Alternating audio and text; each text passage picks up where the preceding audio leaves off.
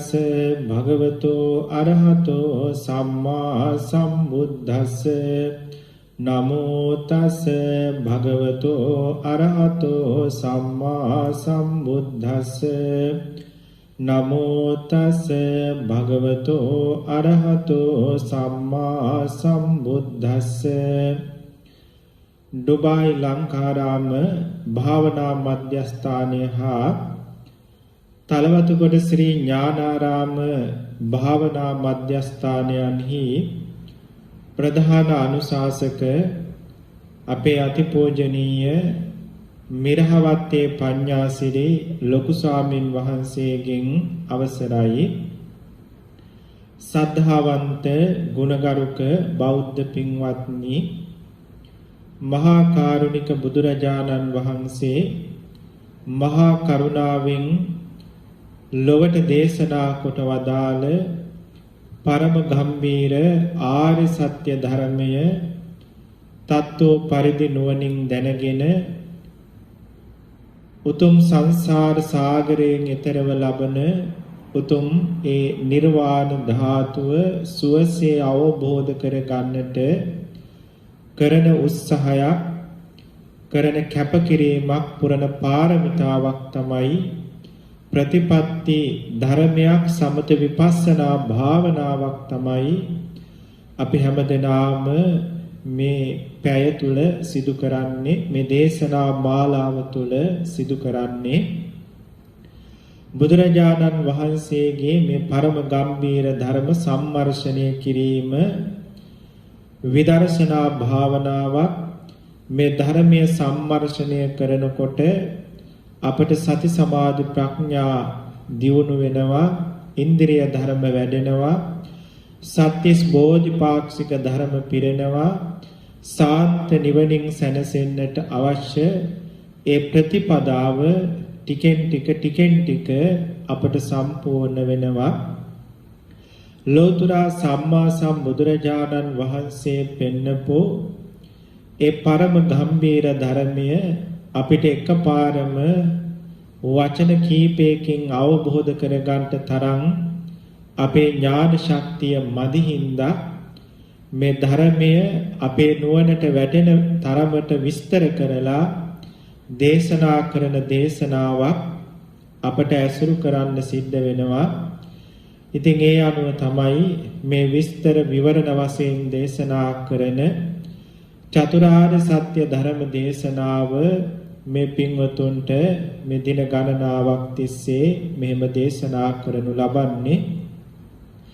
ඉතින් ඒකට නුවණ යොදලා, සිහිය යොදලා ඒ ධර්මය ඇසුරු කරන බොහෝ දෙනාට මේ ජීවිතේ හරි මතු හරි මේ ආර්ය සත්‍ය ධර්මයේ ඉක්මනින් අවබෝධ කරගෙන සංසාර දුක්ගිනි නිවා ගන්නට මේ ධර්ම ශ්‍රවණය, මේ කරන කැපකිරීම උපකාරයි කියන සතුට හැම මොහොතකම හදවත් තුළ දරාගෙන තමයි මේ ධර්මයේ පින්වත්නි ශ්‍රවණය කරන්න ඕනේ. පහුගිය දේශනා මාලාව අවසන් කරනකොට අපි රූප 28 පිළිබඳව සාරාංශයක් කතා කළා. බුදුරජාණන් වහන්සේ පෙන්නපු මේ ජීවි අජීවි මුළු මහත් ලෝකයේම හැදිලා තියෙන භෞතික ලෝකයේ නිර්මාණය වෙලා තියෙන ධර්මතා 28ක් තමයි රූප 28 වශයෙන් අපි කතා කළේ. මේ හැම රූපයක්ම වස්තුවක්, දෙයක්, කාරණාවක් නෙවෙයි. මේ හැම රූපයක්ම සත්වයක්, පුද්ගලයෙකු නොවන ක්‍රියා ස්වરૂපයක් විතරයි, ධර්මතාවයක් විතරයි. මේ ක්‍රියා ස්වરૂපයන්, ධර්මතාවයන් අඩුම 8ක් එකට එකතුව තමයි මේ ලෝකයේ, මේ විශ්වය තුල පහළ වෙන්නේ. මේ එකම තනි ක්‍රියාවක්වත් මේ විශ්වයේ කොතනකවත් තනියෙන් සිද්ධ වෙන්නේ නැහැ. අඩුම මේ රූපයන්ගෙන් රූප 8ක්වත් පහළ වෙනවා. ඒකට කියනවා සුද්ධාෂ්ටක කියලා. ඒ රූප 8 එකටමයි වෙන් කරන්න බැරි විදිහට මේ විශ්ව ලෝක ධාතුව තුල පහළ වෙන්නේ. ඉතින් ඒ රූප 8ත් එක්ක තවත් එක එක රූපයන් මිශ්‍ර වෙලා, සම්මිශ්‍රණය වෙලා මේ අපට පේන ආකාරයේ නානාවිධ හැඩ සටහන් රූප ඇති මේ භෞතික ලෝකයේ ජීවි අජීවී ලෝකය මේ අවකාශ ධාතුව තුළ නිර්මාණය වෙලා තියෙනවා. පින්වත්නි, ඉතින් මේ කියන රූප ලෝකයේ පිළිබඳ අපි වටිනා කරුණු රාශියක් පසුගිය දේශනා කීපය පුරාවටම දැන ඉගෙන ගත්තා. අවසානයේට අපි දැනගත්තු දෙයක් තමයි මේ ලෝකයේ නිර්මාණය වෙලා තියෙන්නේ මේ කියන ධර්මතා 28න් නම් මේ ධර්මතා 28 එකම වතාවක අපට ඇස් දෙකට බලන්නවත් කනට අහන්නවත් නහයට ආග්‍රහණය කරන්නවත් දිවෙන් රස විඳින්නවත් පුළුවන්කමක් නැහැ කියන කාරණාව. ඒ නිසා මේ ලෝකයේ තියෙන කිසිම දෙයක් ਸਰව සම්පූර්ණ කරලා අපට බලන්න, දකින්න, අහන්න, ස්පර්ශ කරන්න බැහැ කියන කාරණාව මං හිතන්නේ අපේ පින්වතුන්ට මේ දේශනා මාලාව තුලින් දැන් මනාව පසක් වෙලා ඇති. ඒ සඳහා gedara යම් යම් අභ්‍යාස කළා නම් Tamanට මේ පිළිබඳ ප්‍රත්‍යක්ෂ අවබෝධයක් ලැබෙන්න ඇති. පින්වත්නි, උදාහරණයකට මං කාරණා කීපයක් පෙන්නවා. දැන් ඒ අනුව කල්පනා කරලා බැලුවා නම් මේ මුළු මහත් ලෝකයේම නිර්මාණය වෙලා තියෙන මේ ධාතුන්ගෙන් අපේ ඇස් දෙකට පේන්නේ වර්ණ රූපයේ පාට විතරයි කියන කාරණාව අපි දැනගත්තා. නිකමට හිතන්න ජීවිතේ කවම කවදාකවත් කාර් එකක් දැකලා නැති මිනිස්සෙකුට ඈත තියලා ස්පර්ශ කරන්න දෙන්නේ නැතිව, ඒ වගේ මේක හොලවන්න දෙන්නේ නැතුව, වෙන කිසිදු ඉන්ද්‍රියකින් ඒක ස්පර්ශ කරන්න දෙන්නේ දකින්නේ නැතුව ඇස් දෙක ඉස්සරහින් එවැනි වාහනයක් තියලා ඔහුට ඒ රූප දර්ශනය පෙන්වුවොත් පින්වත්නි, ඒ වාහනය පිළිබඳව අපිට දැනෙන විදිහේ හැඟීමක් ඔහුට පහළ වෙන්නේ නැහැ. අපට දැනෙන විදිහේ අවබෝධයක්, මනෝභාවයක් ඔහුට පහළ වෙන්නේ නැහැ. යම් කිසි හැඩසටහනකින් යුතු රූපයක් තමයි ඔහුගේ ඇස් දෙකට පේන්නේ. දැන් අපට මේ වාහනේ පේනකොට මේක ඇතුලේ මෙහෙම දේවල් තියෙනවා, මේක යකඩින් හදලා තියෙන්නේ, මේක බොහොම බරයි, මේක මේ ක්‍රියාවලියන් තියෙනවා කියලා මේ වාහනේ පිළිබඳ දැනෙන්නේ අමුතුම හැඟීමක්. හැබැයි ජීවිතේ කවදාවත් ওই වාහනේ දැකලා නැති කෙනා ඈත තියා මේ වර්ණ සටහන දකිනකොට ඔක බරයි කියලා ඔහුට තේරෙන්නේ නැහැ. ඒ වගේම ඕක ඇතුලේ මේ දේවල් තියෙනවා කියන එක ඔහුට තේරෙන්නේ නැහැ. ඕක යකඩින් හදලා තියෙන, ඕක ඝනකමින් යුක්තයි කියන කාරණේ ඔහුට තේරෙන්නේ නැහැ. ඕකේ මේ වගේ සද්දයක් තියෙනවා, මේ වගේ ගඳක් සුවඳක් තියෙනවා කියන කාරණාව මොනියම්ම හේතුවක් නිසාවත් ඔහුගේ ඇස් දෙකට පේන්නේ නැහැ. දැන් අපට ඇස් දෙකට දුර තියා මේ වාහනේ පේනකොට ඔය කියන හැඟීම් සියල්ලම පහළ වෙන්නේ, මේක වටිනවා කියන හැඟීමත් එක්ක ඔය සියල්ල පහළ වෙන්නේ මීට කලින් ඔය සියල්ල කන් දෙකෙන්, අතින්, පයින් ස්පර්ශ කරලා ඒ හැඟීම් සියල්ල අපේ මනසේ සනිටුහන් වෙලා තියෙන හින්දා දුර තියා ඒ වාහනේ දකිනකොට අර මීට අතීතයේ දැකපු අත්දැකීම් සියල්ල, දැනීම් සියල්ල, මතකයන් සියල්ල අර දකින දර්ශනයත් එක්ක යෙදෙන හින්දා මිශ්‍ර වෙලා අපට දැනෙන හින්දා තමයි ඔය වාහනේ පිළිබඳ අපට දකින වෙලාවට ඔය වගේ මනෝභාවයක් ඇති වෙන්නේ. නිගමට හිතලා බලන්න, ඔබට හිතෙනවා නම් නෑ ඇස් දෙකට මේක බරයි, මේකේ යකඩ වලින් හදලා තියෙන්නේ, මේකේ ඝන ගතියක්, බරවතියක් තියෙනවා කියලා ඔබේ ඇස් දෙකට පේනවා කියලා පුංචි හරි සැකයක් තියෙනවා නම් පින්වත්නි, ප්ලාස්ටික් වලින් වාහනයක් හදලා පිටපොත්ත ඇත්තටම වාහනයක් වාගේ ප්ලාස්ටික් වලින් හදලා ඒකේ තින්ත ආලේප කරලා පාරින් තියලා දුර ඉඳලා එක්කෙනෙකුට බලන්න කියන්නේ ඔහුගේ හදවතට දැනෙන්නේ මේක යකඩින් හදපු බර තියෙන යන්න පුළුවන් මේ වාගේ ගඳක් ස්පර්ශයක් තියෙන මේ වාගේ ඇතුලේ දේවල් තියෙන වාහනයක් කියන මනෝභාවයක් නැති වෙන්නේ. ඇයි එහෙම ඇති උනේ? ඒ ඇති වෙච්ච මනෝභාවය හරිද? S2ට ඇත්තට මේක පෙවුනා නම් ඔහුට ඒක ප්ලාස්ටික් වලින් හදලා තියෙන එකේ බර ගතියක් නැහැ. ඇතුළ හිස් මේ වාගේ මනෝභාවයක් දැනෙන්න එපේ. නමුත් එහෙම දැනුනේ නැහැ. ඔහු රැවටුණා. පින්වත්නි අපේ මේ S2ට ඇත්තටම පේන්නේ මේ ලෝකයේ තියෙන වර්ණ ස්වરૂපය විතරමයි. අපි යමකට තණ්හා කරනවා නම් ඒකේ තියෙන වර්ණ ස්වરૂපයට තමයි S2කින් බලලා තණ්හා කරන්නේ ඒකේ තියෙන වර්ණයට. නිකමට හිතන්න ඔබ ඔබේ බිරිඳට ආදරෙයි. ස්වාමි පුරුෂයාට ආදරෙයි. ඒ බිරිඳගේ ඇඟේ තියෙන වර්ණය සම්පූර්ණයෙන්ම මොනියම් හරි හේතුවකින් අයින් කළා කියලා. ඒ වර්ණය අයින් වුණු බිරිඳගේ ඇඟ දැන් ඔබට S2ට පේන්නේ නැහැ. දැන් ළඟට ගිහිල්ලා ආග්‍රහණය කළ බැලුවොත් ඇයගෙන් එන යම් සුවඳක් හෝ ගඳක් ඔබට දැනෙයි. ස්පර්ශයක් දැනෙයි. මේ ටික දැනුණට අර වර්ණ ස්වභාවය දැන් ඇගෙන් අයින් වුණු නිසා S2ට දැන් ඇයව පේන්නේ නැහැ.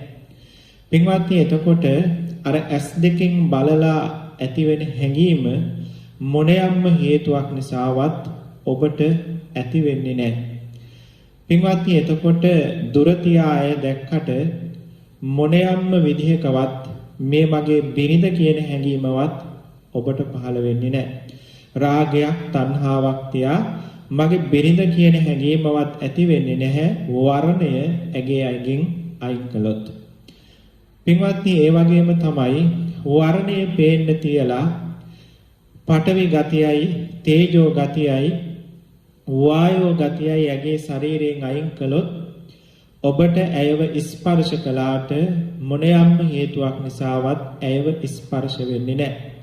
එහෙම ස්පර්ශ නොවුනොත් S2ට මොනසේ පෙනුනත් ඒ ස්පර්ශය නොලැබෙන හින්දා දැනට ඇය පිළිබඳ ඔබේ හිතේ ඇතිවෙන හැඟීම් මොනියම් හේතුවක් නිසාවත් පහළ වෙන්නේ නැහැ. ඉතින් එතකොට මතක තියාගන්න හැම වෙලාවෙම S2ට පෙනුනේ රූප සටහනක් විතරයි. අතට දැනුනේ ඇගේ ශරීරයේ තිබ්බ මුදු මොලොක් බවත් උෂ්ණ ගතියත් එහාට මෙහාට ඔබන්න තල්ලු කරන්න පුළුවන් කියන ඒ බවත් විතරයි. ඒ වගේම නහයට දැනුනේ ශරීරයෙන් ලැබුණු යම් ගන්ධයක් විතරයි. පින්වත්නි මෙන්න මේ ටික අපට වෙන වෙනමයි අපේ සිතට දැනෙන්නේ. මේ ටික වෙන වෙනම අපේ සිතට දැනුණත් මේ ටික ඉතා ශීඝ්‍රයෙන් එකවරක වගේ අපේ හිතට වෙන වෙනම දැනෙන හින්දා මේ වෙන වෙනම දැනෙච්ච ධර්මතා ටික එකට එකතු කරගත්තාම අපේ මනසේ අපි රූපයක් හදා ගන්නවා. මෙන්න මේ වාගේ වර්ණයක් S2ට පෙනුණු මේ වාගේ වර්ණ සටහනක් අතට ස්පර්ශ වුණු මේ වගේ මෘදු මොළොක් හමකින් ශරීරයකින් යුතු ඒ වගේම මේ වාගේ ගඳ සුවඳකින් යුතු මෙන්න මේ වාගේ මනුෂ්‍ය ස්වરૂපයක් ස්ත්‍රී ස්වરૂපයක් මගේ බිරිඳ කියලා හිතින් තමයි පින්වත්නි මේ ධර්මතා ටික එකට එකතු කරලා හදාගන්නේ. මොකද කන් දෙකෙන් අහන එක බාහිරේ නෑ. S2කින් ගන්න අරමුණ හිතටයි S2 හරහා ගන්නෙ. නහයෙන් ගන්න අරමුණ නහය හරහා හිතටයි ගන්නෙ. ඒ හිතට ගන්න එක අපට ගිහිල්ලා බාහිර රූපේ තියන්න විදිහක් නෑ. එහෙමනම් S2කින් එන රූපය එකතු වෙන්නේ හිතේදී. කන් දෙකෙන් ගන්න ශබ්දය එකතු වෙන්නේ හිතේදී. මේවා මුණ ගැහෙන්නේ හිතේදී. ඒ වගේම තමයි නහයෙන් ගන්න ගඳ සුවඳ වර්ණය ගත්තු අර සටහනත් එක්ක එකට එකතු වෙන්නේ අපේ අධ්‍යාත්මයේදී. ඒ වගේම තමයි අතින් ගත්තු හැම ස්පර්ශයක්ම අර රූපයත් එක්ක නහයෙන් ගත්තු ගඳත් එක්ක එකට මිශ්‍ර වෙන්නේ හමු වෙන්නේ අපේ හිතේදී. මේක රූප සටහනක් ඇඳින්නකො කොලේක රූප සටහනක් කොලේක ඇඳලා බාහිරින් ඔබේ දුව හරි පුතා හරි බිරිඳ හරි අදින්න ඊළඟට ඔබ වඳින්න ඔබව ඇඳලා ඔබේ ඇඟ ඇතුලේ හදවත තියෙන තැන හිත කියලා තිතක් අඳින්න. ඊට පස්සේ අර බිරිඳගේ තියෙන වර්ණ රූපය ඔබේ ඇස් දෙක හරහා හදවතට එන විදිහට ඊතලයක් ගහන්න. හදවතට එන විදිහට ඊතලයක් ගහන්න. ඊළඟට ඇගේ ශරීරයේ තියෙන මුදු ප්‍රහස ඔබේ අතපය හරහා හදවතට එන විදිහට ඊතලයක් ගහන්න. ඊළඟට ඇගේ ගඳ සුවඳ ඔබේ නාසය කියන ద్వාරය හරහා හිතට එන හැටියට ඊතලයක් ගහන්න. පින්වත්නි මේ විදිහට අවයව ඇස් දෙකෙන්, කන් දෙකෙන්, නාසයෙන්, දිවෙන්, ශරීරයෙන් හරහා ඔබේ හිතට මේ වෙන වෙනම ස්පර්ශ එන හැටියට ඊතලයක් ගහන්න. දැන් ඔබේ ඇස් දෙකට පෙනුණු රූපය අතින් ස්පර්ශ කරපු ස්පර්ශයත් එක්ක බාහිරේ කොතනකදීවත් එකට මුණ ගැහුනේ නැහැ. මෙවුවා ඇස් දෙක හරහා ශරීරය හරහා හිතට තමයි ආවේ. හිතේදි තමයි මේ අරමුණු ටික මුණ ගැහෙන්නේ.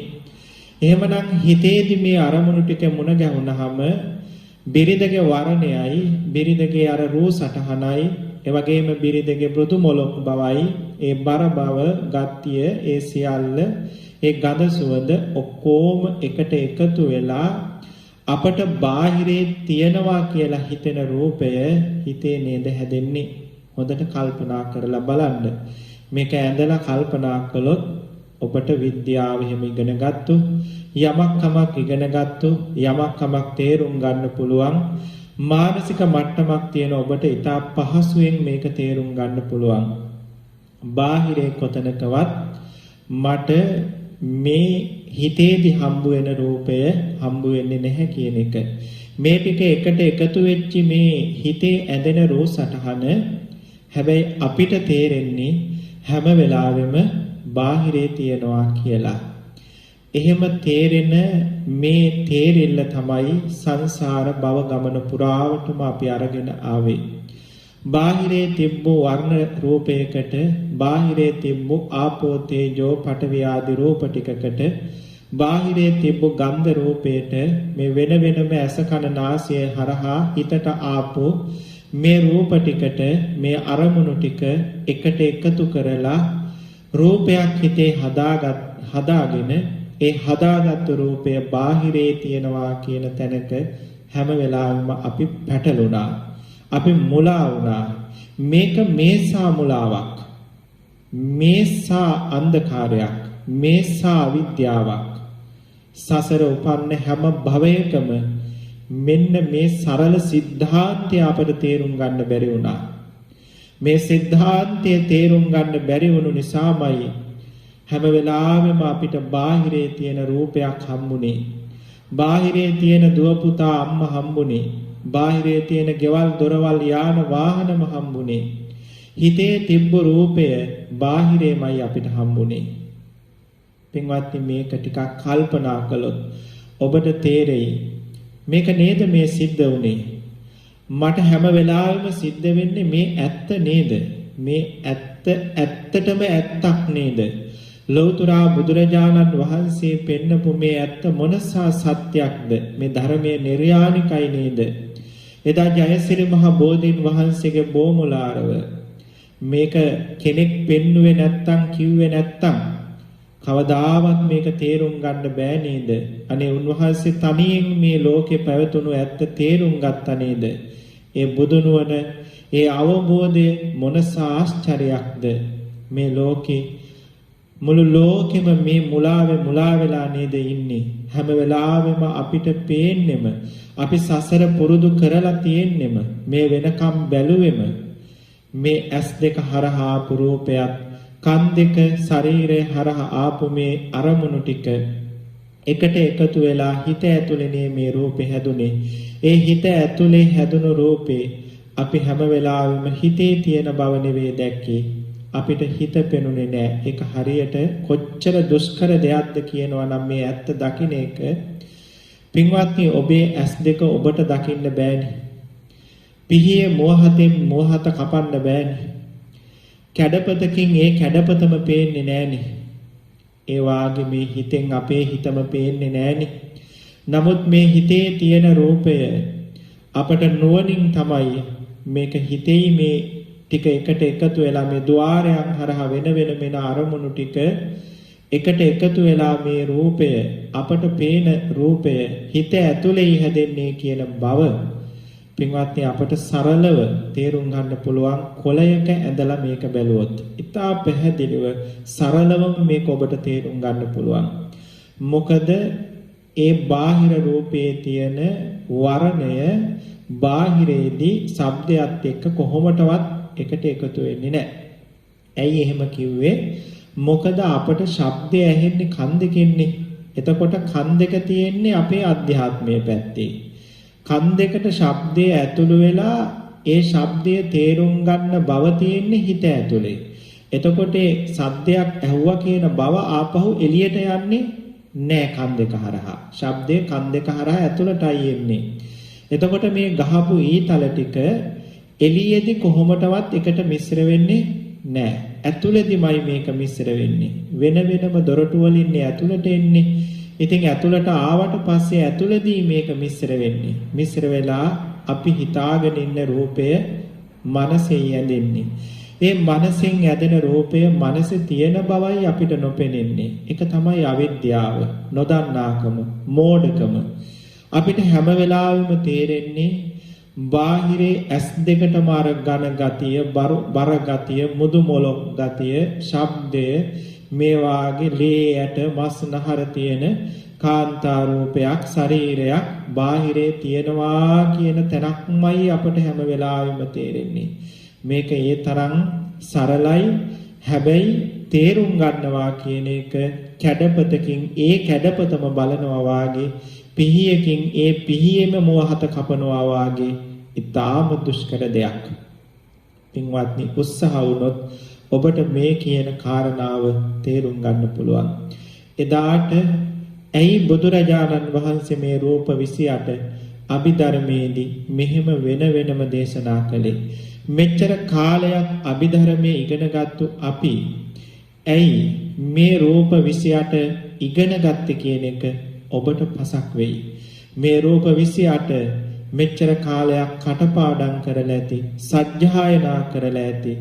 හැබැයි මේ රූප 28 තේරුම් ගත්තු ගමන් ඔබේ හිතේ තියෙන සත්ව පුද්ගල සංඥාව ਸਰව ප්‍රකාරයෙන්ම දුර වෙනවා. විදර්ශනා නුවණක් ඔබට උපදිනවා. බාහිරේ සත්වයෝ පුද්ගලයෝ ඔබට හම්බ වෙන්නේ නැහැ.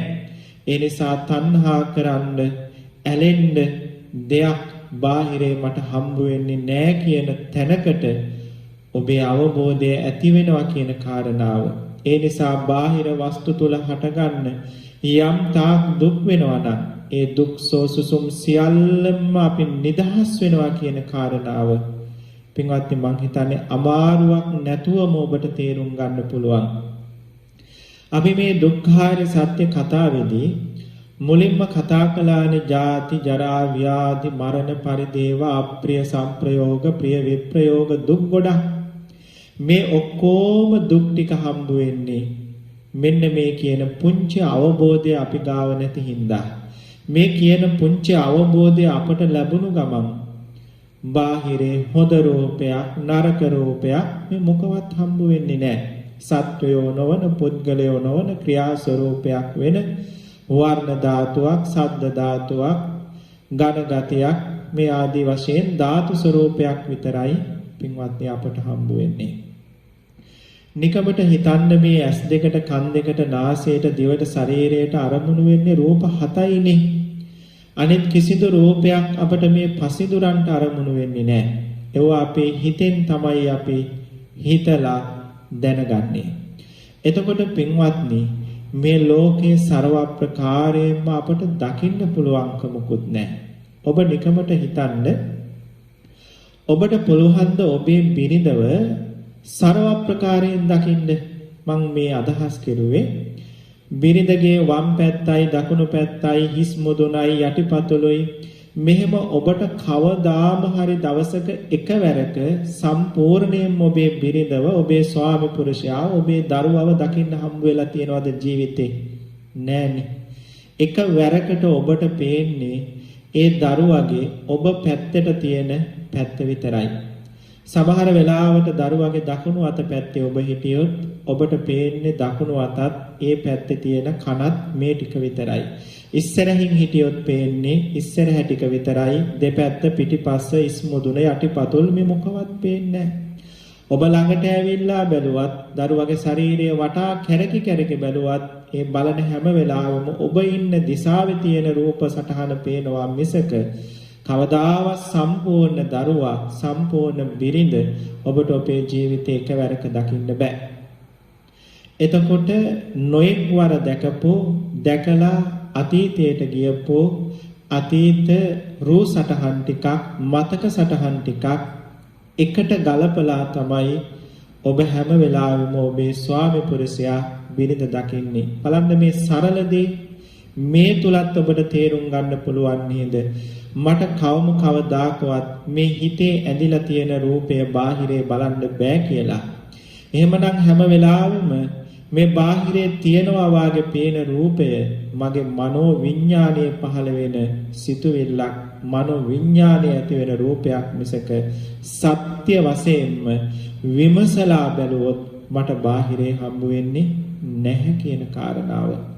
පින්වත්නි, මේකට සරල උදාහරණ අප්‍රමාණයි.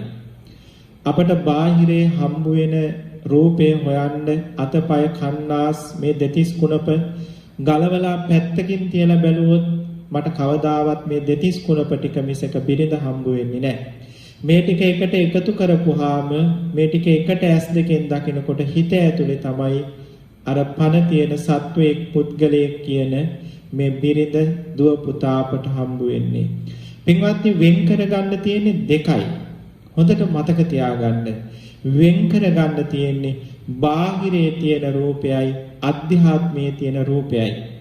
හිතේ තියෙන රූප සටහනයි බාහිරේ ඇත්තටම තියෙන රූප සටහනයි මේ දෙක හැම වෙලාවෙම එකට එකතු වෙලා වෙන් කරගන්න බැරුව මේ දෙකම එකට එක තැනක බාහිරේ තියෙනවා කියන බවක් තමයි අපට පේන්නේ. ඒකයි ලෞතුරා බුදුරජාණන් වහන්සේ වදාළේ පඨවි ධාතුව, ආපෝ ධාතුව, තේජෝ ධාතුව තුල සත්වයක් ඉන්නවා, පුද්ගලයෙක් ඉන්නවා, බිරිඳ ඉන්නවා, දුව පුතා ඉන්නවා කියලා. ඒ ධාතුව තුල මම දකින ස්වභාවයක්, දුව පුතා දකින ස්වභාවයක් තියෙනවා.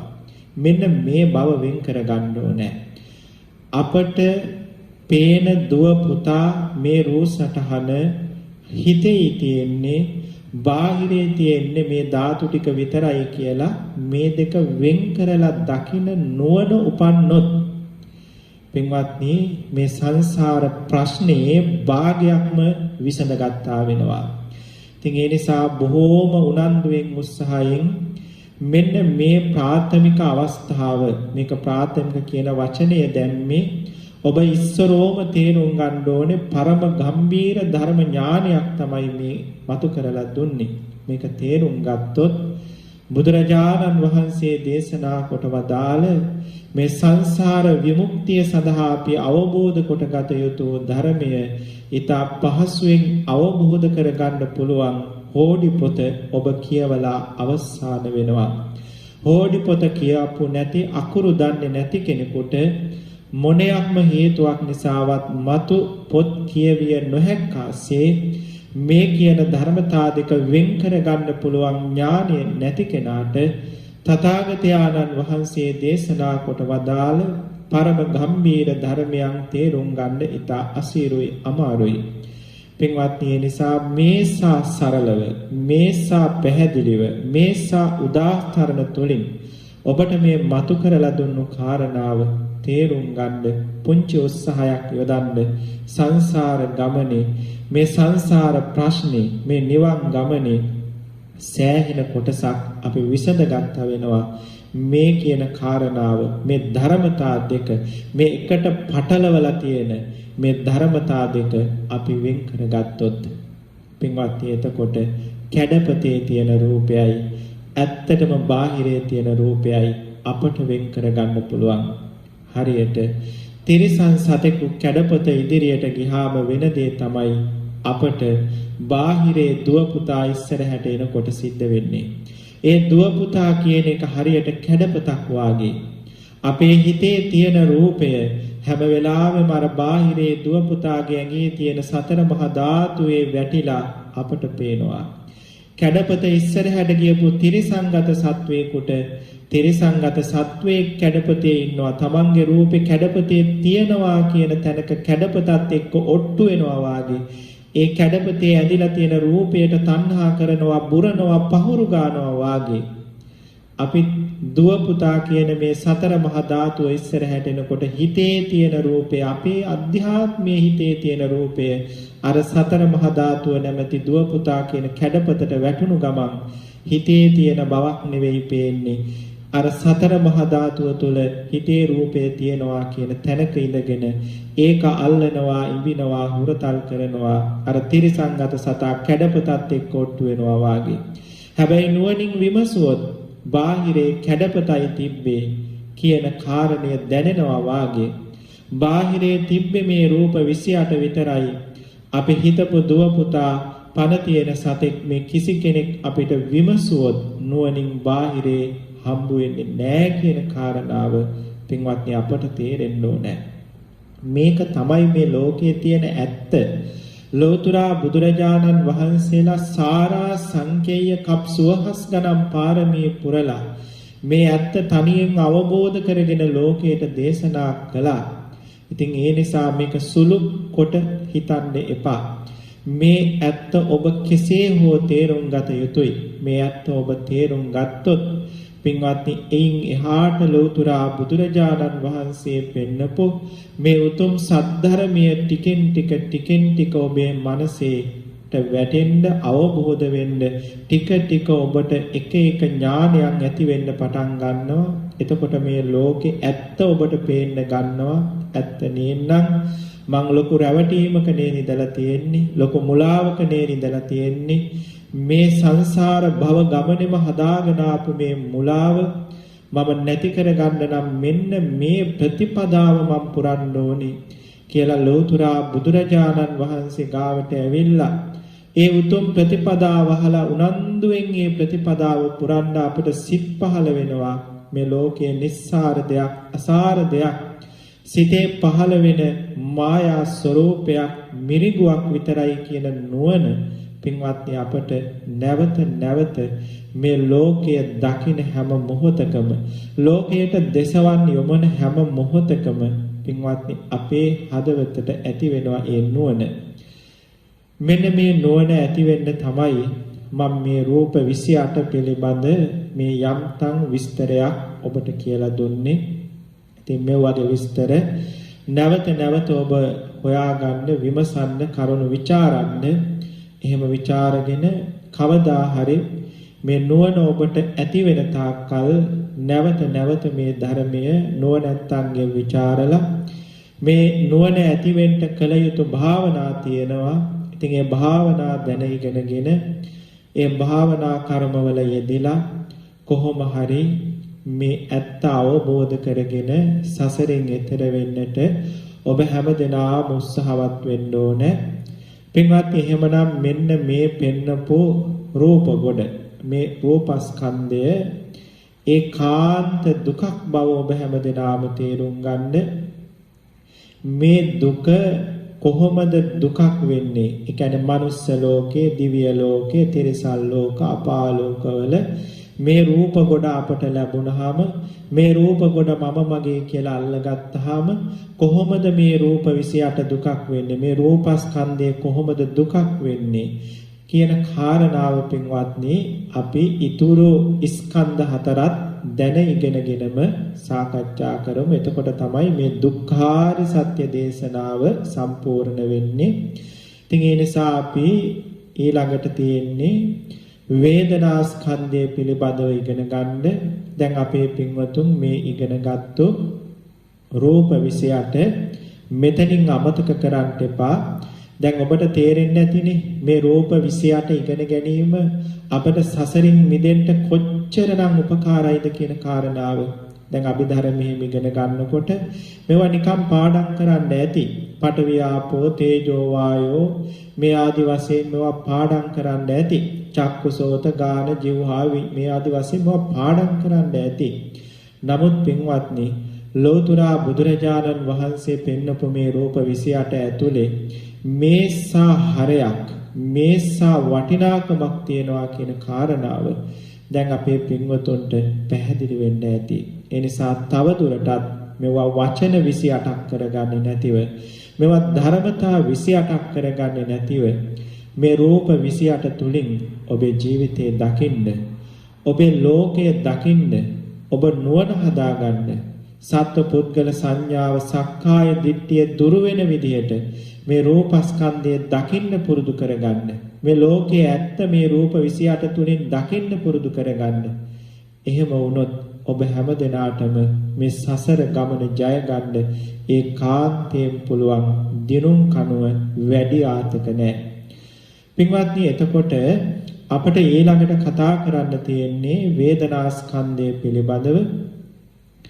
පින්වත්නි, බලමු මේ වේදනාස්කන්ධය කියලා කියන්නේ මොකක්ද කියන එක. දැන් මේ රූපස්කන්ධය මම ඉතා දීර්ඝ වශයෙන් කතා කළ නිසා ඊතුරු ස්කන්ධ ටික මම දීර්ඝ වශයෙන් කතා කරන්නේ නැහැ. මොකද අපේ පංචස්කන්ධ දේශනාව තුළ මේ ස්කන්ධ පහ පිළිබඳ දීර්ඝ වශයෙන් අපි විස්තර කරනවා. ඒවා විදර්ශනාවක් කරගන්න ආකාරය පිළිබඳවත් විස්තර කරනවා. ඉතින් මේ එක එක ස්කන්ධයක් අරිහත්වයේ දක්වා යන්න භාවනා කමඨහනක් කරගන්න හැටි පැහැදිලිව කියලා දෙනවා. ඉතින් ඒ නිසා මේ ආර්ය සත්‍ය ධර්ම දේශනාවේදී මේ ස්කන්ධ පංචකය පිළිබඳ මම සුළු විස්තරයක් කරන්නම්. රූපස්කන්ධය පිළිබඳ දීර්ඝ විස්තරයක් කළ නිසා මොකද අපිට එහෙම නොවුනොත් මේ දුක්ඛාර සත්‍ය ධර්මයේ පිළිබඳ දේශනාව තව බොහෝ කාලයක් කරන්න සිද්ධ වෙන හින්දා. පින්වත්නි, එතකොට වේදනාස්කන්ධය කියලා කියන්නේ මොකක්ද? මොකක්ද මේ වේදනාව? අපේ සිතට දැනෙන්නා වූ සිතින් දැනගන්න පුළුවන් වූ සියල්ලටම කියන නමක්, පොදු නමක් තමයි අරමුණු කියලා කියන්නේ. අපේ සිතට දැනෙන, සිතින් දැනගන්න පුළුවන් දේවල් වලට කියන පොදු නමක් තමයි අරමුණු කියලා කියන්නේ. ඒ අරමුණු අතර මෙහෙම වෙනසක් තියෙනවා. දැන් අරමුණ කියන එක පැහැදිලි. අපේ සිතට යමක් දැනෙනවා නම්, සිතෙන් යමක් තේරුම් ගන්න පුළුවන් නම් ඒක මොකක් හරි අරමුණක්. පුතා, දුව, මේ බාහිරේ හම්බෙන දේවල්, ගස් වැල් ආදි වශයෙන් ඒ සියල්ලත්, ඒ වගේම මනසේ මොනවා හරි සිතුවිල්ලක් පහළ වෙනවා නම් ඒ සියල්ලමත් මොනවා හරි සිත දැනගන්න, සිතින් දකින්න පුළුවන්, සිතෙන් දැනගන්න පුළුවන් අරමුණක්. පින්වත්නි, එතකොට මේ අරමුණු අතුරෙන් සෝබන ස්ත්‍රී පුරුෂයෝ, ඒ වගේම හොඳ ඇඳුම් පැළඳුම්, යාන වාහන, ගෙවල් දොරවල්, ඇඳපුටු මේස, වාජන, ඒ වගේම රසවත් හොඳ ආහාර පාන, මිහිරි ශබ්ද, හොඳ ගඳ සුවඳ, ඒ සුවඳ ද්‍රව්‍ය, මේ ආදී දේවල් සිතෙන් දැනගන්නකොට, එවැනි අරමුණු දැනගන්නකොට සිතේ ඇතිවෙනවා සිත පිනවන ස්වභාවයක්. සිහියෙන් හිටියොත් ඔබට දැනගන්න පුළුවන් අපි ප්‍රිය කරන, ආසා කරන අරමුණු අපේ මේ සිත කයට ලැබෙනකොට, ඒ කියන්නේ ඇස, කන, නාසය, දිව, ශරීරය කියන ඒවාටත් මනසටත් ලැබෙනකොට හිත පිනවන ස්වභාවයක්, හිත පිනා යන ස්වභාවයක් හිතේ ඇති වෙනවා. ඒ වගේම තමයි යම් වෙලාවක අපට මලකුණු, ඔය මල මුත්‍රා, ලේ සැරව, කෙල සොටු, මෙහෙම අපි දකින්න අප්‍රිය, අපට පිළිකුල උපදවන වස්තුවක් අරමුණු කරනකොට, ඒවා දැනගනිමින් සිතක් පහළ වෙනකොට සිතේ ඇති වෙනවා ඒවා නොරුස්සනා ස්වභාවයක්, සිත රිදවන ස්වභාවයක්, සිතට වේදනා කර බවක්, දුක් වේදනාවක් එන බවක් සිතේ ඇති වෙනවා. ඒ වගේම තමයි සමහර දේවල් තියෙනවා, ඔය ගස් ගල්, ඒ වගේම තුරුලතා, ගංගා, ඇලදොල වගේ සාමාන්‍ය අපි වැඩි ගණන් ගන්නේ නැති දේවල් දකින වෙලාවට ඒවා අරමුණු කරන සිත මධ්‍යස්ථ ස්වභාවයකින් පවතින බවක් තියෙනවා. පින්වත්නි, එතකොට මෙන්න මේ අරමුණු වල තියෙන සිත පිනවන ස්වභාවය, සිත සතුටු කරවන ස්වභාවය, ඒ වගේම සිත මදහත්ව මධ්‍යස්තව තබන ස්වභාවය. ඒ වගේම සිත රිදවන ස්වභාවය. මේවට කියනවා අර අරමුණේ තියෙන රසය කියලා. දැන් මොකක් හරි අපි ගන්නකොට අරමුණක් ගන්නකොට ඒ අරමුණේ තියෙනවා අර ආහාරයක රස වාගේ අරමුණෙත් තියෙනවා රසයක්. ඒ අරමුණු රසය නිසානේ අපි ඔහොම බෙදාගෙන තියෙන්නේ හොඳ නරක මධ්‍යස්ථ කියලා. එතකොට මේ අරමුණු වල තියෙනවා මෙහෙම අරමුණු රසය කියලා එකක්. යම් කිසි දෙයක් අරමුණු කරගෙන සිතක් උපදිනකොට ඒ අරමුණට අයත් වුණු හොඳ හරි නරක හරි මධ්‍යස්ථ හරි ඒ අරමුණේ තියෙන රසය ගන්නා වූ ඒ රසයේ ස්වභාවය විඳින්නා වූ බවක් හැම සිතකම පින්වත්නි උපදිනවා. අන්න ඒ අරමුණේ රසය තලු මරමර සිත විඳින ස්වභාවයට තමයි වේදනාව කියලා කියන්නේ. ඒක ක්‍රියාවක්, චෛතසිකයක්. චෛතසිකයක් කියලා කියන්නේ තවත් ක්‍රියාවක්. මතක තියාගන්න. දැන් සිතෙන් කරන්නේ අරමුණ ගන්න එක. සිතෙන් අරමුණ ගන්නකොට ඒ අරමුණ හා මේ අසවල් එක කියලා හඳුනගන්නේ එක තව ක්‍රියාවක්නේ. ඒ ක්‍රියාවට කියන්නේ සංඥා චෛතසිකය කියලා. ඊළඟට ඒ අරමුණේ තියෙන හොඳ බව හරි නරක බව හරි හිත විඳින බවක් තියෙනවනේ විඳීමේ ක්‍රියාවක්. ඒක විඳිනවා කියන්නේ ක්‍රියාවක්. දැනගන්නවා කියන්නේ අවබෝධ කරගන්නවා කියන්නේ මේ ඔක්කොම ක්‍රියාපද. එතකොට වේදනාව විඳිනවා කියන මේ ස්වභාවයට විඳින ස්වභාවයට කියන්නේ වේදනා චෛතසිකය කියලා. මේක ක්‍රියාවක්. සිතත් එක්ක එකට සිදුවෙන ක්‍රියාවක්. පින්වත්නි මෙහෙම ක්‍රියාවෝ ලෝකේ තියෙනවානේ එකට වෙන ක්‍රියා ගොඩක්. දැන් නිකමට හිතන්න ඔබ ගෙදර ඉඳලා පන්සලට එනකොට ක්‍රියා කොච්චර කරනවද එකවරක?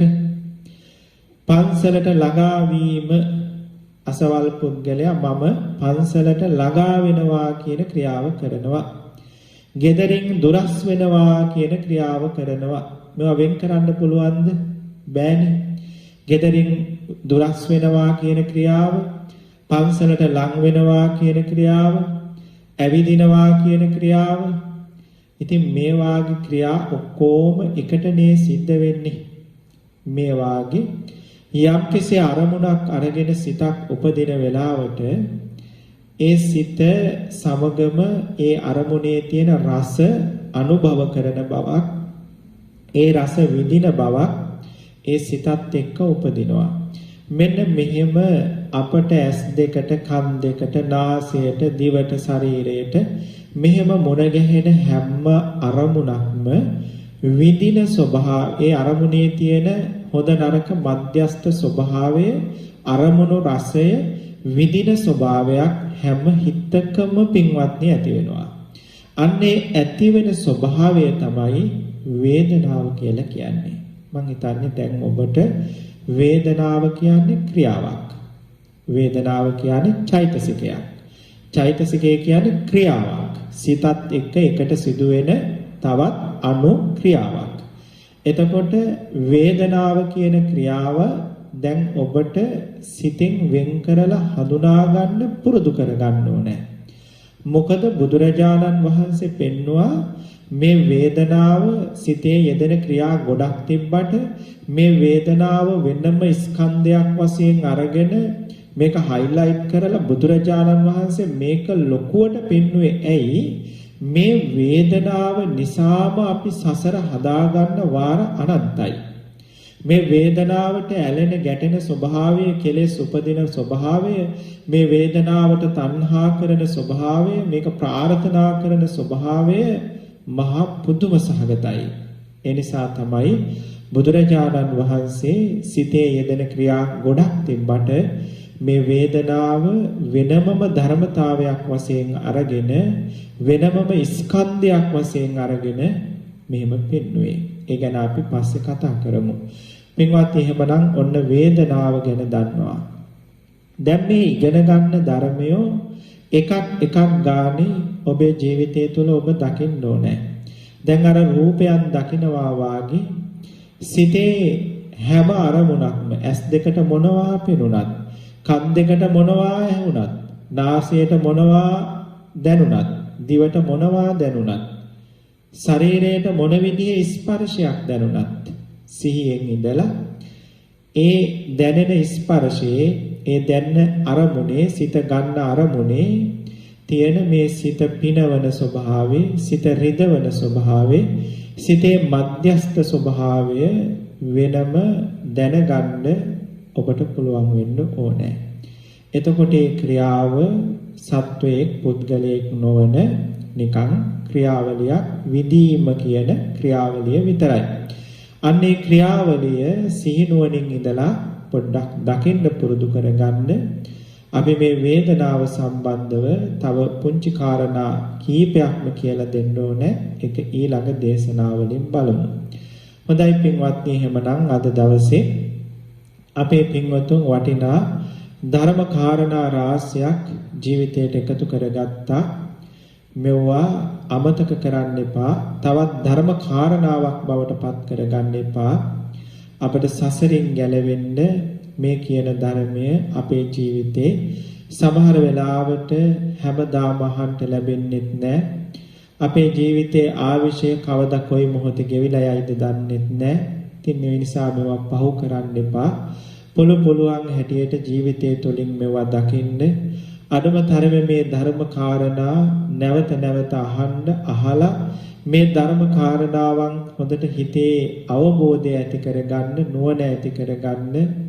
බණ ටික අහන වෙලාවට හරි මෙවුවා මෙහෙම දකින්න ඔබ උත්සාහවත් වෙනවා නම් අඩුම ඒකත් වටිනවා. ඉතින් මම එතනින් සැනසෙන්න කියන්නේ මේක ප්‍රායෝගික ජීවිතේ ඔබම ප්‍රත්‍යක්ෂ වෙනකන් මේක ප්‍රායෝගික ජීවිතේ දකින්න කියන යෝජනාව තමයි මම ඔබට ඉදිරිපත් කරන්නේ. ඉතින් අපේ පින්වත්නි, එහෙමනම් අද දවසේ මේ පරම ගම්බීර දහම් පරියාය ශ්‍රවණය කරලා ඔබ හැමදෙනාම ජනිත කරගත්තු අප්‍රමාණ කුසල් සම්භාරය ඔබ හැමදෙනාටම මහත්ඵල වේවා, මහානිසංස වේවා. ඔබ හැමදෙනාගේම ජීවිත වටා ඇති දුක් අඳුරු දුරු වෙලා, සිතුම් පැතුම් මුදුන්පත් වෙලා අමා මහ නිවන් සැනසෙල්ල දක්වාම ඉක්මනින්ම යා ගන්නට මේ උතුම් කුසලය ඔබ හැමදෙනාටම හේතු උපකාර වේවා කියලා අපි ආශිර්වාද කරනවා. ඒ වගේම අද දවසේ මේ ධර්මයේ ශ්‍රවණය කරලා ජනිත කරගත්තු කුසලය අපේ මිරහවත්තේ පඤ්ඤාසිරි ලොකු ස්වාමින් වහන්සේටත් මේ දිනවල අසනීප තත්වයේ පසු වෙන අපේ මහකෙළියේ ලොකු ස්වාමින් වහන්සේටත් අනුමෝදන් වේවා. ස්වාමින් වහන්සේලා නිදුක් වේවා, නිරෝගී වේවා, සුවපත් වේවා.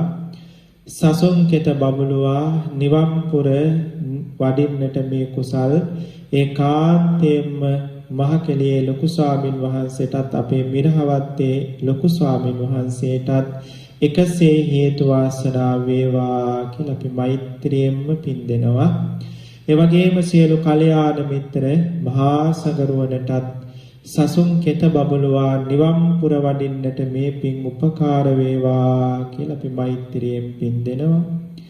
ඒ වගේම පින්වත්නි, අද දවසේ සිද්ධ කරගත්තු මේ උතුම් කුසල් ධර්මයෙන් අපේ මේ ඩොබහයි ලංකාරාම භාවනා මධ්‍යස්ථානයේ අපේ ඒ දායක සභාවේ සභාපතිතුමන් ඇතුළු දායක මණ්ඩලයේ ලොකු කුඩා හැම දෙනාටම සිව්පස දායක කාරකාදී හැම දෙනාටම ඒ වගේම නිරතුරුවම අපට සංඝ සිද්ධ කරන අපේ මහත්තුරු, ඒ වගේම මේකට සහසම්බන්ධ වෙන මව්පිය දූදරු හැම දෙනාටම මේ පින්බිම් පවත්වන්නට නිරතුරුවම හැම අයුරකින්ම උදව් උපකාර කරන හැම දෙනාටම මේ උතුම් කුසලයේ කාන්තේම අනුමෝදන් වේවා. ඒ හැම දෙනාටම නිදුක්ව නිරෝගීව පාරමී පුරා නිවන් මගම යා ගන්නට මේ කුසල් හේතු උපකාර වේවා කියලා අපි මෛත්‍රියෙන් ආශිර්වාද කරනවා. ඒ වගේම පින්වත්නි, විශේෂයෙන්ම අද මේ සිද්ධ කරගත්තු මහානුභාව සම්පන්න කුසලය අපේ මාතෘ භූමියටත්, අපි ජීවත් වෙන මේ දේශයටත්, මුළු මහත් ලෝකයටමත්, ලෝවැසියන්ටත් සිත සාන්තිය සැනසෙල්ල නිදුක් නිරෝගී භාවයේ පිහිට ආරක්ෂාව පිණිස ආශිර්වාදයක්ම වේවා කියලා ආශිර්වාද කරමු. මෙසිත පවත්වමු. දැන් අහස පුරා වැඩ ඉන්න දිව්‍ය රාජ මණ්ඩලයටත් අපනමින් මිය පරලව ගිය අපේ ඥාති බන්දු වර්ගයාටත් මේ රැස් කළා වූ කුසලය ගාථා කියලා මෙසිතෙන් අනුමෝදන් කරමු. එකටම කියන්න. ඉදම්මේ ඥාතිනං හෝතු සුඛිතා හොන්තු ඥාතයෝ ඉදම්මේ ඥාතිනං හෝතු සුඛිතා හොන්තු ඥාතයෝ ඉදම්මේ ඥාතිනං හෝතු සුඛිතා හොන්තු ඥාතයෝ ආකාසට්ඨා ච බුම්මට්ඨා දේවා නාග මහින්దికා පුඤ්ඤම් තං අනුමෝදිත්වා චිරන් රක්ඛන්තු ශාසනං චිරන් රක්ඛන්තු දේශනං චිරන් රක්ඛන්තු මම් පරන්ති.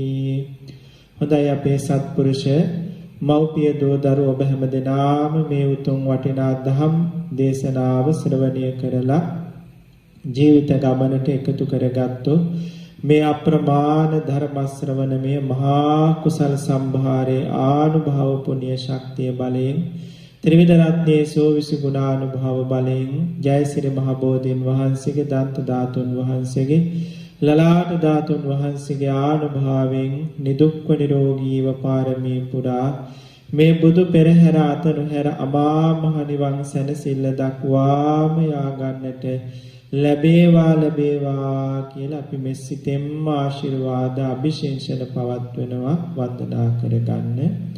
අභිවාදන සීලෙස නිච්ඡං වද්ධාපචායිනෝ චත්තාරෝ ධම්මා වඩ්ඩಂತಿ ආයුවන්නෝ සුඛම් බලං ආයුරාෝග්‍ය සම්පatti සග්ග සම්පatti මේවච අතෝ නිබ්බාන සම්පatti ඉමිනාතේ සමිඤ්ඤතු සුපත් සුපත්. සාදු සාදු සාදු. අපි දැන් ගෞරවනීය ස්වාමීන් වහන්සේ වන්දනා කරමු. ඕකාස්ස වන්දාමි බන්තේ සුපතේවා මයා කතම් පුඤ්ඤං සාමිනා අනුමෝදිතබ්බා සාදු සාදු අනුමෝදන් සාමිනා කතම් පුඤ්ඤං මයං දාතබ්බා සාදු අනුමෝදිතබ්බා සාදු සාදු අනුමෝදාමි. ඕකාස ద్వාරත්තේන කතං සබ්බං අච්චයං කමකමේ බන්තේ කමාමි කමිතබ්බා ඕකාස කමාමි බන්තේ සුපතේවා තුතියම්පි ඕකාස කමාමි බන්තේ සුපතේවා තතියම්පි ඕකාස කමාමි බන්තේ සුපතේවා සාදු සාදු සාදු. සීලවන්තං ගුණවන්තං පුඤ්ඤක්කෙත්තං අනුත්තරං දුර්ලභේන මයා ලද්දං පස්සිතුං වන්දිතුං වරං දාති පුත්තාදී තේරං ආගතම් පටිපාටිකා සත්තාතිද දයම් පුත්තං නමః. සාදු සාදු සාදු.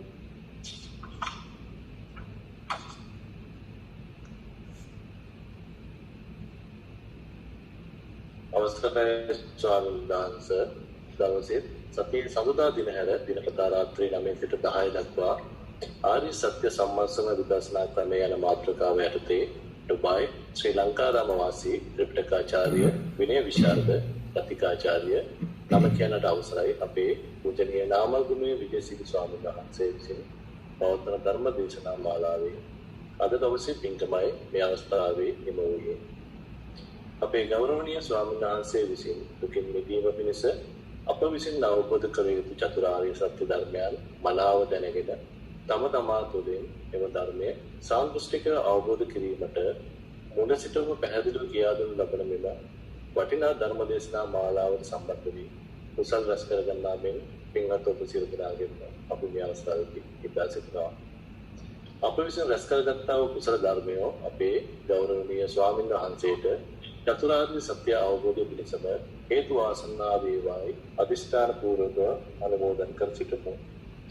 සාදු සාදු සාදු. ඒ වගේම හෙට දිනේ සුපුරුදු පරිදි රාත්‍රී 9ට මීළඟ ධර්ම දේශනාවෙන් සම්බන්ධ වන තෙක් ඔබ සැමට සම්මා සම්බුදු සරණයි. සාදු සාදු සාදු. අවසරයි ස්වාමීන් වහන්සේ.